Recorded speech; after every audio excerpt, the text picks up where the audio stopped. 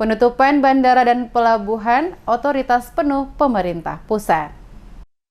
Penutupan Bandara Internasional Pattimura dan Pelabuhan Yosudarso sebagai bagian mitigasi pandemi COVID-19 adalah kewenangan sepenuhnya pemerintah pusat dan bukan kewenangan pemerintah provinsi atau pemerintah Kota Ambon. Hal ini disampaikan langsung oleh Wali Kota Ambon saat diwawancarai tim DMS Media Group pada Rabu 8 April di Balai Kota Ambon. Dikatakannya Kota Ambon merupakan ibu kota provinsi di mana ada pusat pemerintahan, kepolisian, militer, sehingga dalam mengambil kebijakan tidak bisa disamakan dengan beberapa kabupaten lainnya yang telah mengambil kebijakan sendiri. Dikatakan wali kota, saat ini yang harus menjadi fokus adalah membatasi sekecil mungkin kapal yang masuk dengan memperketat pemeriksaan sebelum kapal itu bersandar di pelabuhan. Sama halnya dengan di Bandara Pattimura dilakukan pemeriksaan secara ketat bagi pendatang. Diakui wali kota, Ambon merupakan kota transit ke berbagai kabupaten lainnya. Sehingga lengkap pemeriksaan wajib diberlakukan di setiap pintu masuk baik pelabuhan laut maupun udara.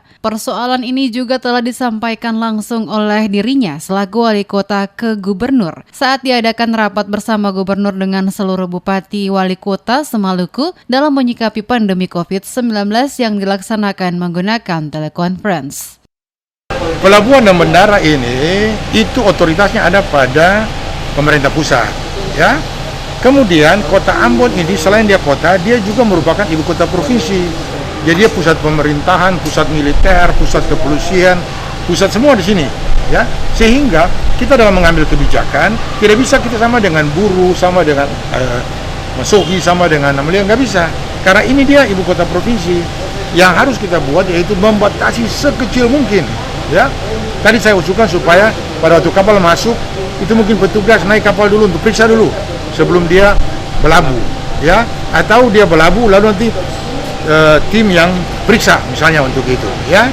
Demikian juga untuk di bandara itu diketat betul dia punya pemeriksaan, ya, karena kita orang masuk dari sana pertama dia di Ambon dulu baru dia ke Maluku Tengah, dia ke Buru, dia kemana begitu, ya. Jadi kalau misalnya dia transit di Ambon tidak kita tegas, ya kita yang kena pertama. Kota Ambon adalah ibu kota Provinsi Maluku yang merupakan daerah transit di Maluku untuk selanjutnya ke berbagai kabupaten kota yang ada di Maluku, sehingga menjadi daerah yang rentan akan penularan COVID-19. Mengingat banyak orang yang datang dari luar Maluku dengan lokasi persinggahan pertama adalah Kota Ambon sebelum melanjutkan perjalanan mereka ke daerah lain.